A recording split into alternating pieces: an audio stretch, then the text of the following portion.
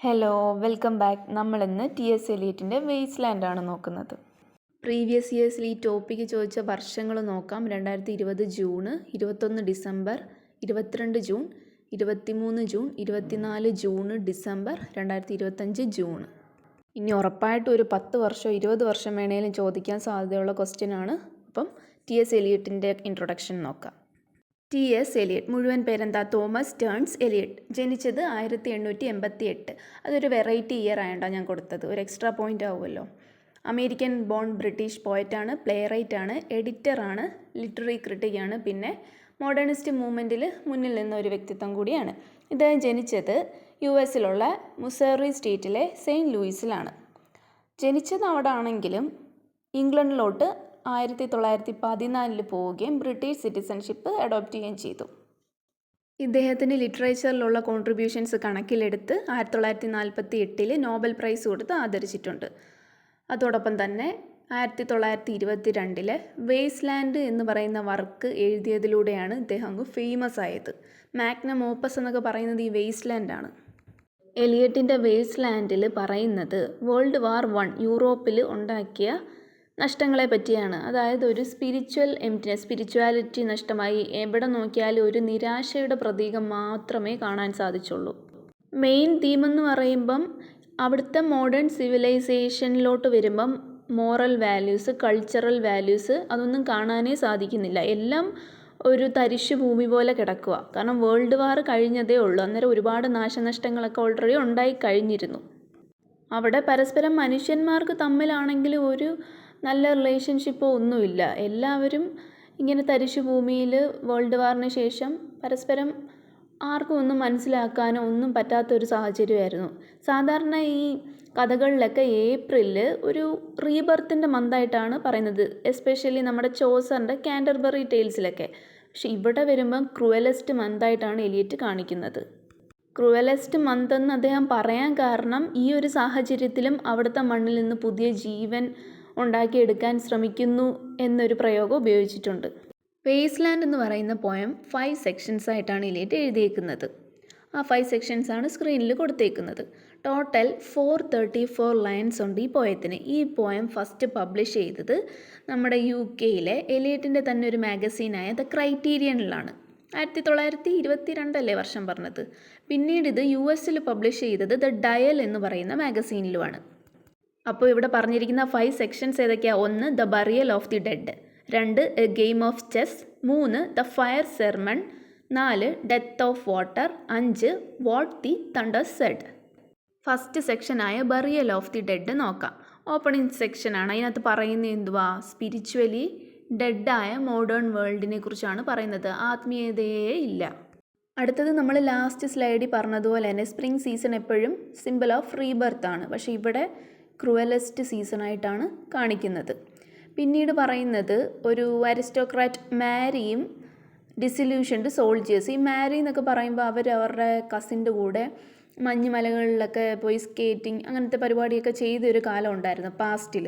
പക്ഷേ ഈ world war 1 ശേഷം പരസ്പരം ആരെയും കാണാനും പറ്റുന്നില്ല. സോൾജേഴ്സിൻ്റെ അവസ്ഥ അത് തന്നെ.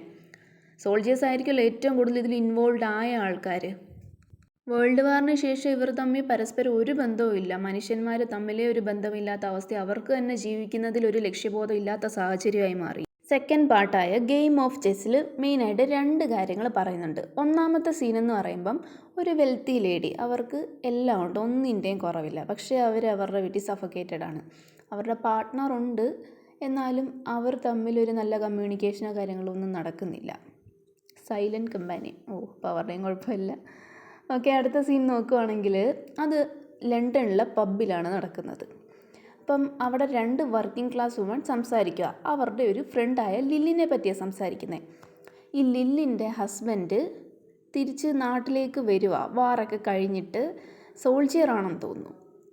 അപ്പം ഇവർക്ക് 5 കുട്ടികളുണ്ട് ഈ ലില്ലിന്. അപ്പോൾ 5 പ്രസവം കഴിഞ്ഞപ്പോഴത്തേക്ക് ഇവർ ശാരീരികമായിട്ട് അങ്ങ് വയ്യാണ്ടായി, ഇവരുടെ ബ്യൂട്ടിയൊക്കെ അങ്ങ് പോയി. അപ്പം ഈ സ്ക്രീനിൽ കൊടുത്തിട്ടില്ല, പക്ഷേ ഇടയ്ക്ക് പറയുന്നുണ്ട്. അപ്പോൾ ഇവരുടെ ഹസ്ബൻഡ് ഇവർക്ക് കാശൊക്കെ അയച്ചു കൊടുക്കുക, ഏതാണ്ട് ഫോൾസ് ടീത്ത് വെക്കാൻ, എന്ന് വെച്ചാൽ ബ്യൂട്ടി കോൺഷ്യസ് ആയിട്ടുള്ള ഒരാൾ. ലവ് അങ്ങനത്തെ കാര്യങ്ങളൊന്നും വാല്യൂ കൊടുക്കുന്നില്ല.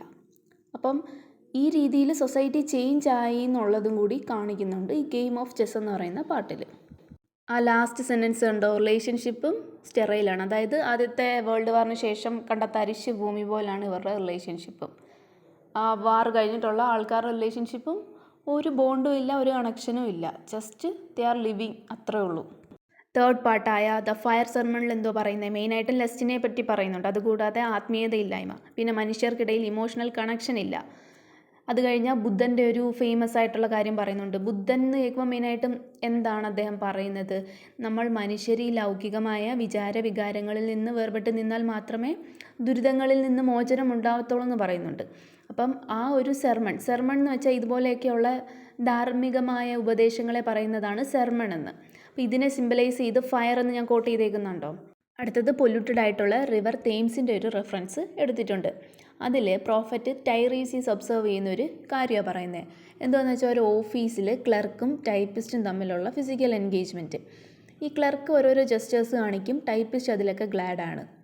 ഓക്കെ, അതായത് ഈ പൊല്യൂട്ടഡ് റിവർ പോലെ തന്നെയാണ് ആ ഒരു സമയത്തെ റിലേഷൻഷിപ്സും. ഒരു ഇമോഷണൽ ബോണ്ടും ഇല്ല, ജസ്റ്റ് ഫോർ ലസ്റ്റ്. അടുത്ത സെൻറ്റൻസിൽ ഇത് തന്നെയാണ് പറയുന്നത്.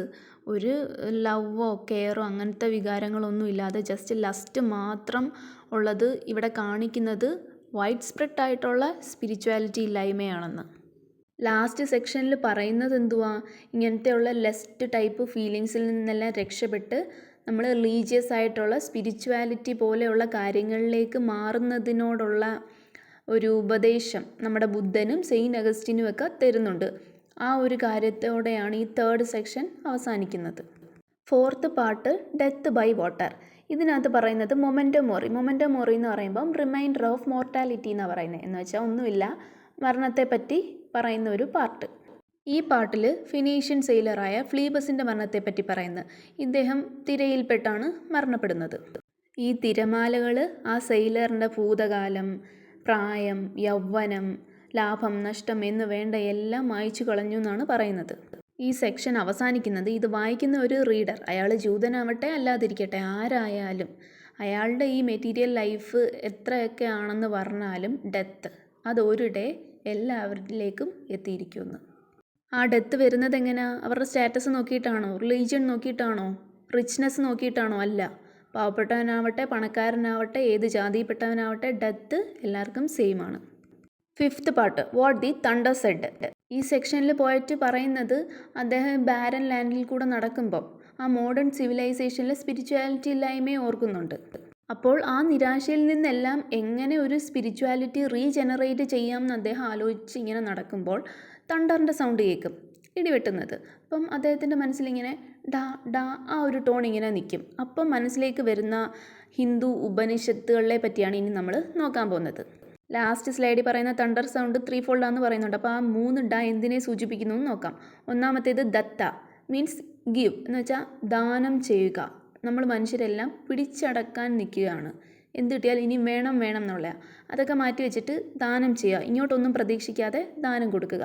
രണ്ടാമത്തേതാണ് ദയത്വം സിമ്പത്തൈസ്, അതായത് നമ്മുടെ ഉള്ളിലെ അഹങ്കാരം എല്ലാം മാറ്റി വെച്ചിട്ട് മറ്റുള്ളവരോട് ദയ കാണിക്കണം. ലാസ്റ്റ് വൺ ദാമ്യത കൺട്രോൾ, അതായത് നമ്മുടെ വികാരങ്ങൾക്കും ആഗ്രഹങ്ങൾക്കും ഒക്കെ ഒരു കൺട്രോൾ നമുക്ക് തന്നെ ഇടാൻ സാധിക്കണമെന്ന്. അപ്പോൾ ഈ പോയം എൻഡ് ചെയ്യുന്നത് നമ്മുടെ speaker set my lands in order എന്ന് പറയുന്ന ഒരു വാചകത്തോടെയാണ്. അതിനുശേഷം ശാന്തി ശാന്തി ശാന്തി എന്ന് പറയുന്ന സാൻസ്ക്രിറ്റ് മന്ത്രയിലൂടെയാണ് ഈ പോയം അവസാനിക്കുന്നത്. അത് സിഗ്നിഫൈ ചെയ്യുന്നത് പീസ് വിച്ച് പാസത്ത് അണ്ടർസ്റ്റാൻഡിങ് എന്നാണ് പറയുന്നത്, അതായത് മനസ്സിലാക്കാൻ പറ്റാത്ത ഒരു സമാധാനം. അപ്പോൾ ഈ പോയം അവസാനിക്കുന്നത് പുരാതനമായ നോളജിനൊക്കെ ഈ മോഡേൺ വേൾഡിൽ സ്പിരിച്വൽ റിപ്പയർ സാധ്യമാകുമോ എന്ന ഒരു അന്വേഷണത്തിലൂടെയാണ് അവസാനിക്കുന്നത്. അപ്പോൾ ഇതാണ് ടി.എസ്. എലിയറ്റിൻ്റെ വേസ്റ്റ് ലാൻഡ് എന്ന് പറയുന്ന പോയത്തിൽ പറയുന്നത്. മോസ്റ്റ് റിപ്പീറ്റഡ് ക്വസ്റ്റ്യൻ ആണ്, തുടക്കത്തിലേ ഞാൻ കാണിച്ചിരുന്നു, 2020 മുമ്പും ചോദിച്ചിട്ടുള്ളതാണ്. അപ്പോൾ നന്നായിട്ട് പഠിക്കുക. ഒരുപാട് ഇമ്പോർട്ടൻ്റ് ഉള്ള ആയതുകൊണ്ടാണ് ഒരു ലോങ് വീഡിയോ ആയി പോയത്, ഒരു ടോപ്പിക്ക് ഇൻക്ലൂഡ് ചെയ്തോളെങ്കിലും. അപ്പോൾ നന്നായിട്ട് പഠിച്ച് എക്സാം എഴുതുക. All the best. Thank you.